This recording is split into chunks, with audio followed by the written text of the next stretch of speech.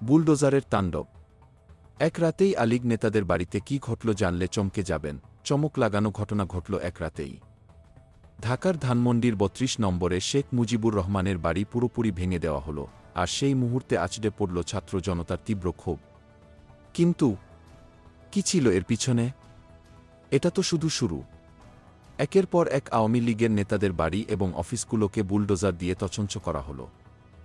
এদিকে খুলনা, চট্টগ্রাম, রাজশাহী, বরিশাল, ময়মনসিংহ, সিলেটসহ একাধিক জেলা জুড়ে চলছে তীব্র উত্তেজনা।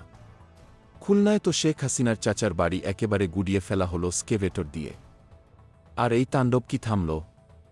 কুষ্টিয়াতে, বরিশালে, ভোলায়, পিরোজপুরে একের পর এক বাড়িতে আগুন, ভাঙচুর। আওয়ামী লীগ নেতাদের বাড়ি গুড়িয়ে দেওয়া হচ্ছিল। ভোলায় তো রাত ১২টায় তোফায়েল আহমেদের বাড়ি উড়িয়ে দেওয়া হল।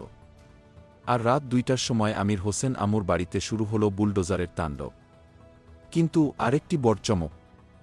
রাজশাহী, নাটোর, সিলেট, শেখ মুজিবুর রহমান ও শেখ হাসিনার মুরাল ভেঙে দেওয়া হল। এই ঘটনার মধ্যে একের পর এক ভাঙচুর দেশে বিভিন্ন প্রান্তে ছড়িয়ে পড়ল, যার ইঙ্গিত দেশের রাজনৈতিক উত্তেজনার পুঞ্জীভূত ক্ষোভ। দেশের পরিস্থিতি এখন উত্তাল।